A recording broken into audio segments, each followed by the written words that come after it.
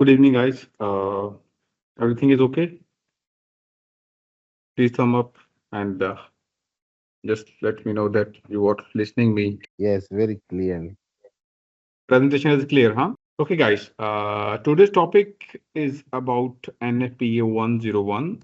As you know that you're working in this topic, specially chosen for in case of emergency, what kind of the thing that has been different from other premises than the hospital. You got my point? Let's suppose uh, we are working in hospital, so the shifting protocol totally changed, because in case of emergency we have to handle the patients also, not only the occupants, not only the workers, not only the staff. We have to in during drills, in previously drill we have seen that in ward B's, I think Mr. Nigara is there. Yes, he can attend that. The nursing team have an issue to shift the patients from ramp like this. So this code, NFPA 101, Building Safety Codes, is especially for healthcare facilities.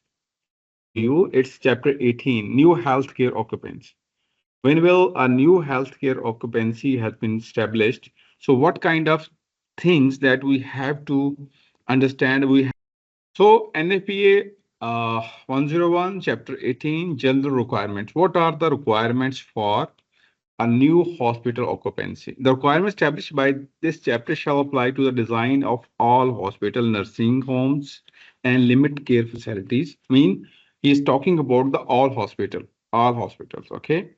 Our nursing care units, our clinics, each and everything. These things we can study today will be the part of this chapter. All healthcare facilities shall be designed, constructed, maintained, and operated to minimize the possibility of free emergency requirements, the evacuation of occupants. You got it? I mean, this chapter, all facilities that has been designed or maintained or operated, there's possibility of in case of emergency, there should be they have a place to manage the patient, to shifting the patient, and to understand their evacuation. The requirement of this chapter shall apply based on the assumption that staff is available in all patient occupant areas to perform certain emergency control functions as required in other paragraph of this chapter. I mean, he's saying that just like you can see that in our hospital, 24 or 7, there are staff is available for the patients. See, every time in if there is a patient, the nursing staff 24 or 7 available, our housekeeping staff available, pharmacy staff available, everyone should be here. Addition, conversations, modernization, renovation, and construction operation. If anything, they mentioned things will be going on, then there should be implemented the code that we can discuss in this chapter. Okay, if something is going to be, I already told you that modernization, we are focusing something is adding new, just like I can give you example that we have installed hyperbaric chamber, newly hyperbaric chamber, a complete room is a big machine shifting each and everything. If we are going to do work like this, then the shift protocols, the additional things that has been conducted, the construction operation thing, that should be as per NFPA code. As per NFPA life safety code, fire codes, building codes. Mean of egress is requirement. What is the requirement for mean of egress? Can anybody tell me what is mean of egress, by the way? Okay. What are the mean of egress requirement for an hospital, a newly built building? Okay, doors. First of all, the mean of egress equipment. We're talking about the mean of egress equipment. What are the equipment? I mean, like stairs, ramps, doors, smoke, roof enclosures, doors. Every door opening and every principal entrance that is required to serve as an exit shall be designed and constructed so that the path of egress travel is obviously and direct. Mean of egress mean the way we are using in case of emergency to evacuate and to shift the patients. Okay.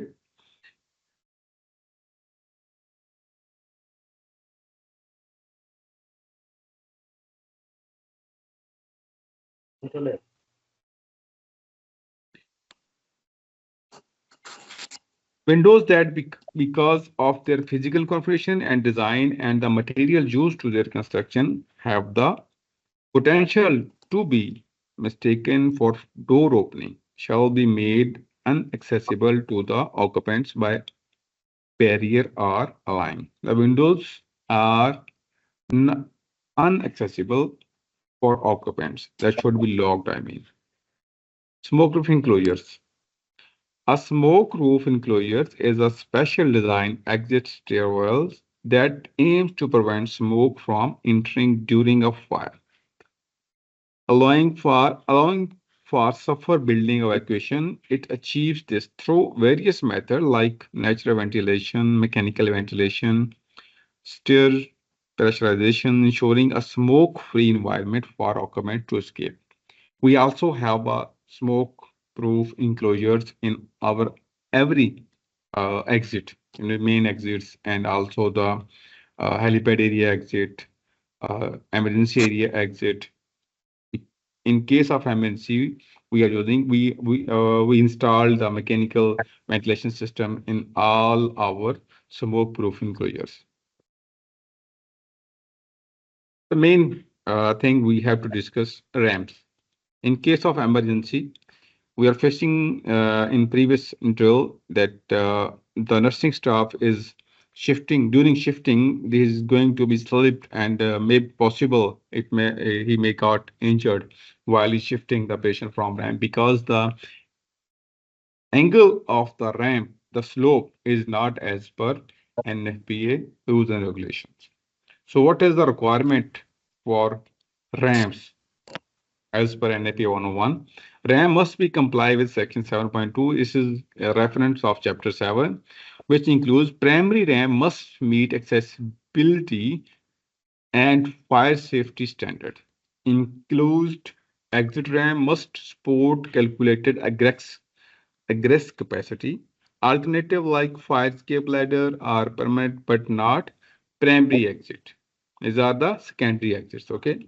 Area of refugees are required for wheelchair user in multi-story buildings. Area of refugee, I mean the area that we can sustain our patients and staff occupants, and also the for multi-story building, they must have wheelchair user, a person with a patient to shift him. Slope. What is the requirement for slope? A maximum slope of 8.35 for accessible ramp. I mean, he's talking about the ramp slope. Okay. And the angle for this is should be a 45. Steeper slope may be permanent or under certain condition, e.g. existing ramp, but not exceed from 12.5% is a very short rise.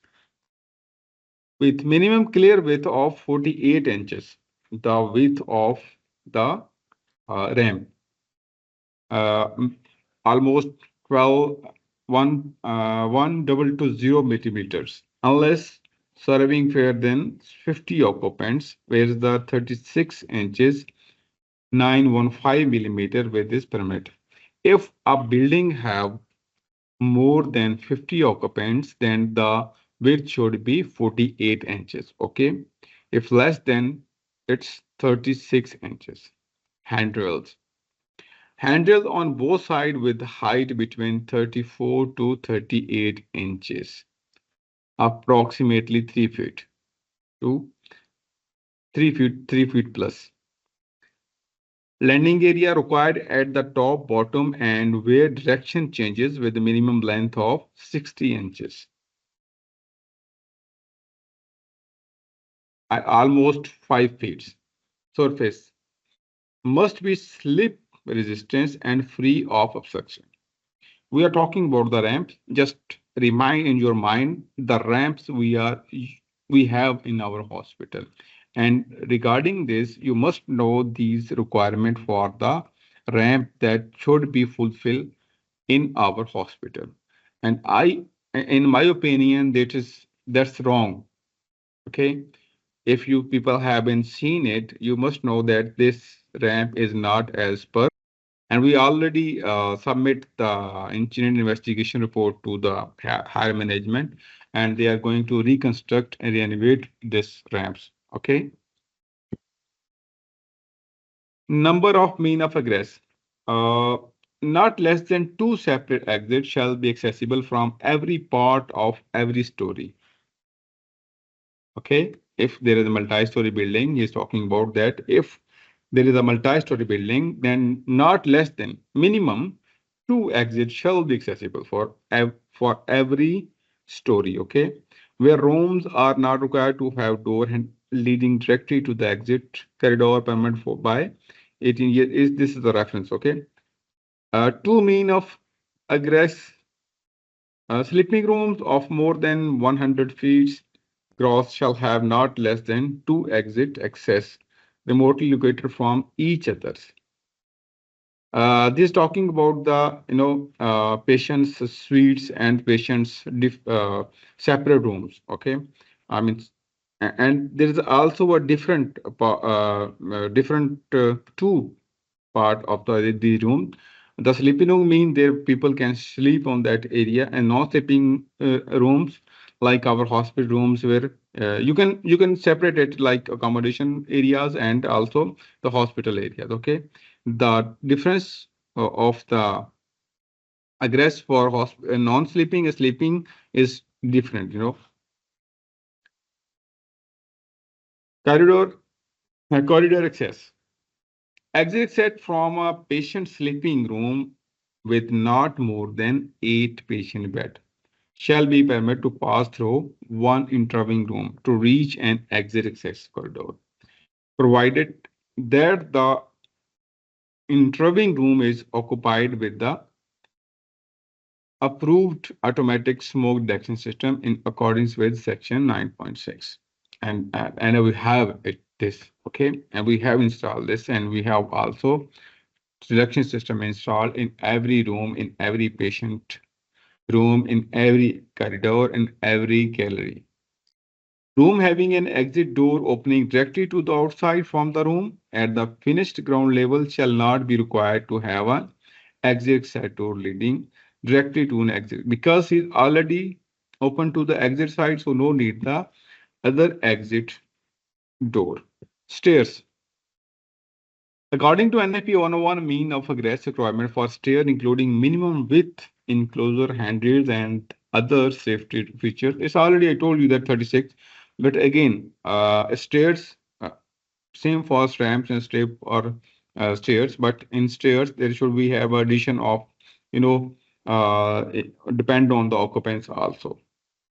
You can see general view, new stairs generally require a minimum width of 36 inches, okay?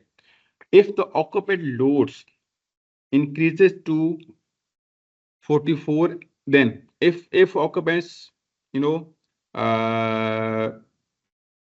more than 50, but less than 2000, then the width of the stair should be 44 inches, okay? If they are less than 50%, then this should be 36 inches. The capacity of stairways calculated based on the occupant load and the capacity factors. For example, a sprinkling building with an emergency vessel. If you can imagine that in if you are in a mall or a multi-story market, a multi-story mall, you can see the width of the stair is more than the stairs in our homes or in our offices because the people in big malls are more than hundreds and more than 200 300 people are there. So in case of emergency, when they have to evacuate the area, the hustle bustle has been going on. So the width, the maximum width has been required. I mean, the more width is required than the normal routine walk. Stairs, these are the mean of egress, stairs, ramps, doors, and also the horizontal exit. Now we can discuss cooking facilities. We are facing a lot of issues in our accommodation areas regarding cooking. We are receiving fire alarm incidents call every week, approx every week. So the things we have to know about the accommodation, cooking, and facilities, and you people must remember these things. And I need also reporting from your side that what's going on in the accommodation, why we are receiving too much of fire alarms in that area. So prepare uh, notes or comments or your observations your observations to be, so I can add it and submit to HR and higher management that we are facing these things in accommodations. Because previously the smoking, the khabur, and the cooking issues that are been denied. And I also listen that some people are cooking inside the rooms also. So I need your favor regarding this to we can understand the issues is going on in the accommodations.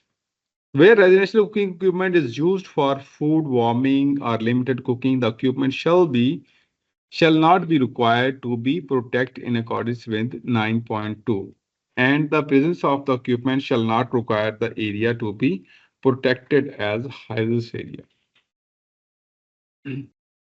Within a smoke compartment, we are just remember we are discussing the cooking facilities that have been provided in accommodation or in hospital areas.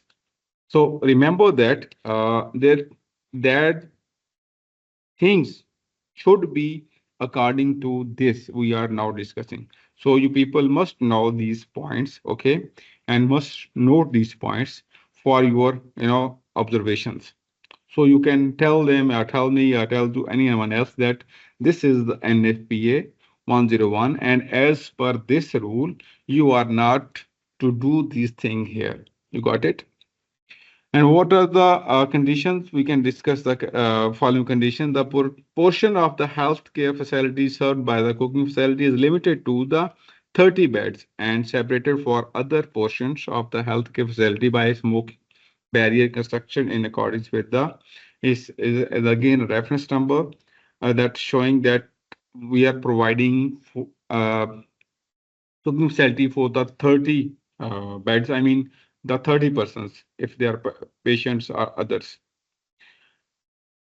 The cooktop or range is required with the range hood of the width at least equal to the width of the cooking surface with with grease, waffle or other grease collecting and clean out capabilities. The host system have minimum airflow of 500 CFFM.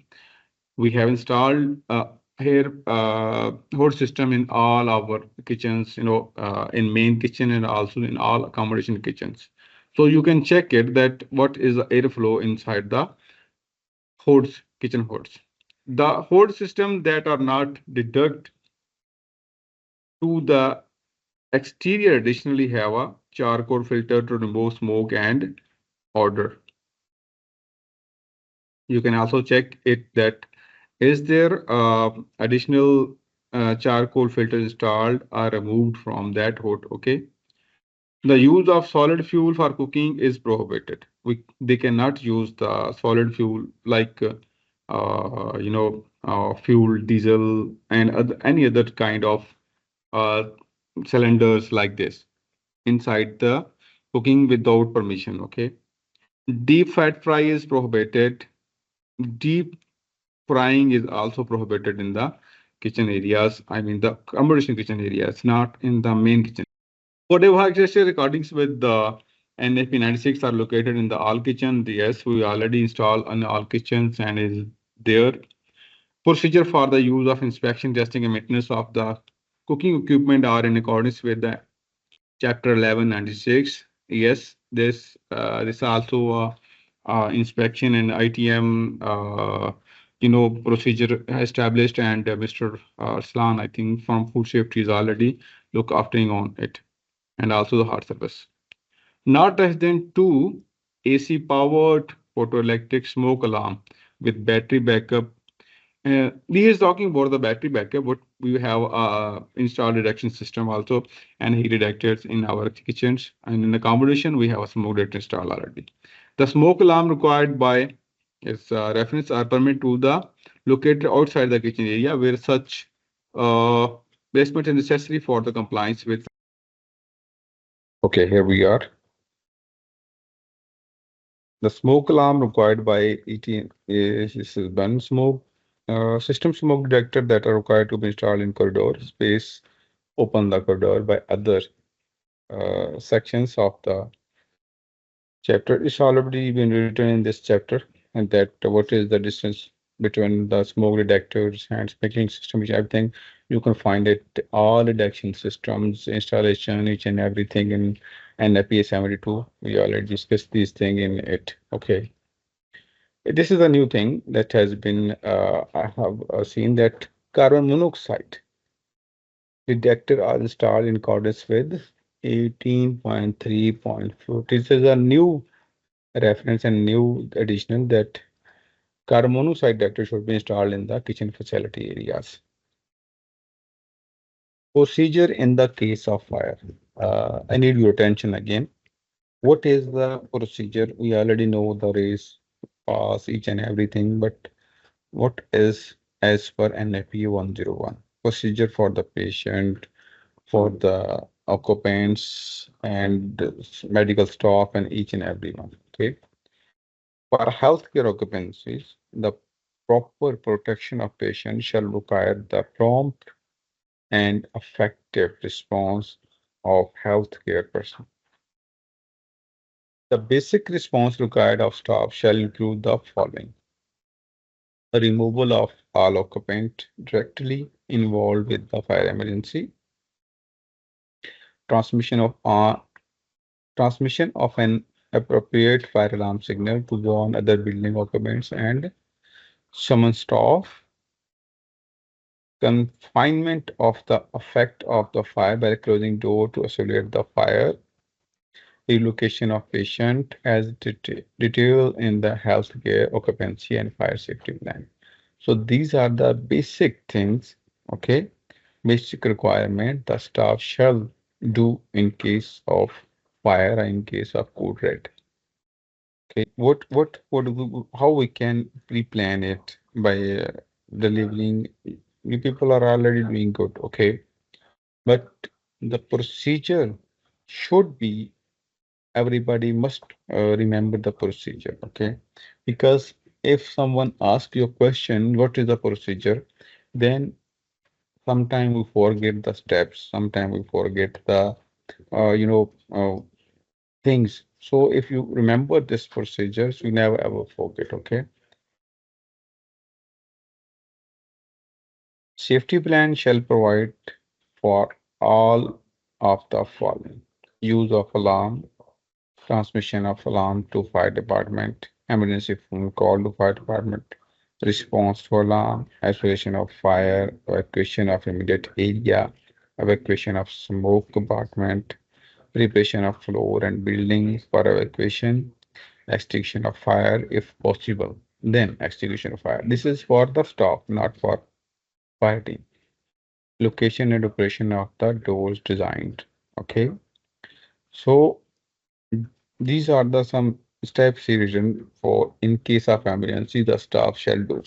So in your trainings you are conducting, I mean for any ward or any areas, so you must tell them these points. Okay, so what in case of emergency they have to remember and they have to follow. Staff response. A healthcare occupancy personnel shall be instructed in the use of and response to the fire alarm. A healthcare occupancy personnel shall be instructed ensure transmission of an alarm under any of the following condition.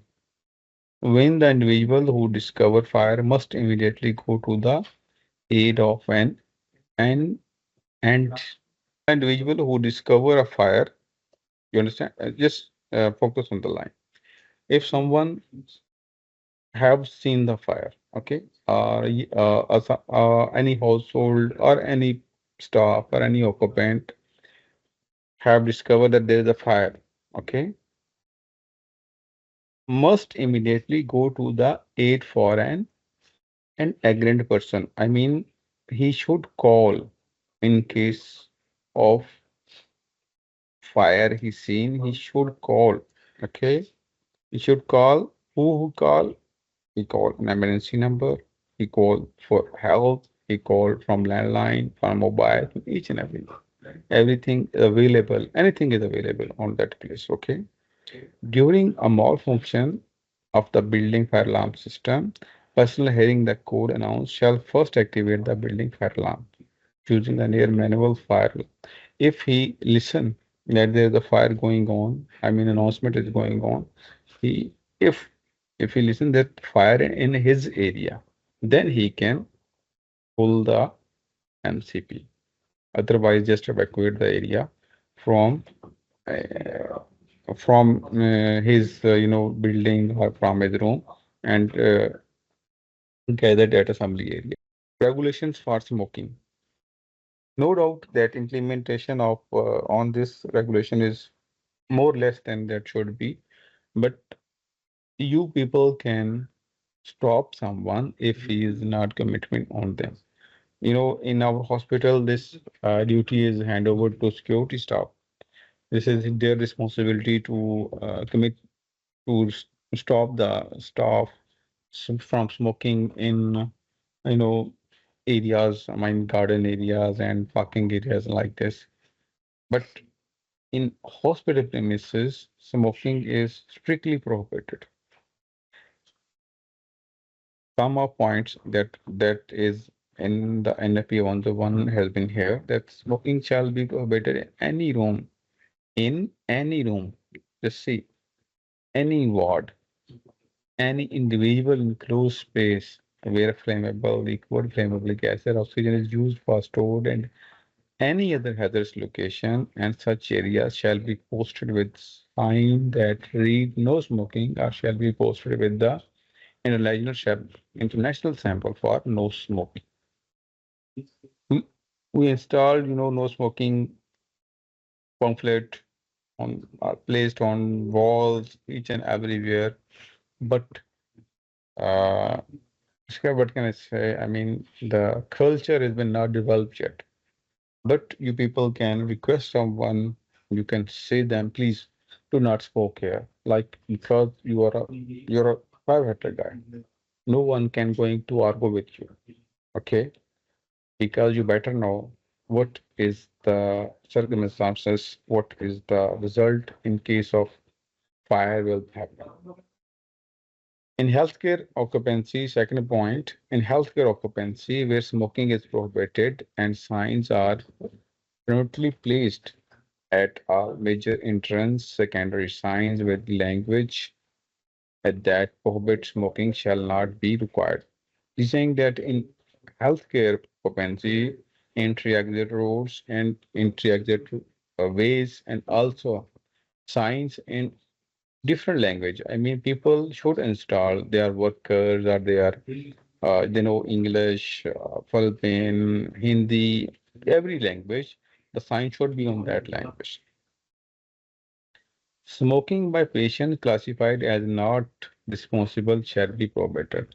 In some cases, when just like in psycho hospitals, some uh, in some cases, smoking is allowed for patient. Special cases because drug related like this. So that have a classified area for patient, and there is a person with that patient who can smoke him. The requirement of 18.7.4 shall not apply where the patient is under direct supervision. Okay, see, requirement shall not apply where the patient direct under supervision. If a patient is directly under supervision with doctors and he is going through with serious conditions, so he cannot allow to smoke. Ashtray of non-combustible material and safe design shall be provided in all areas where smoking is permitted inside the building.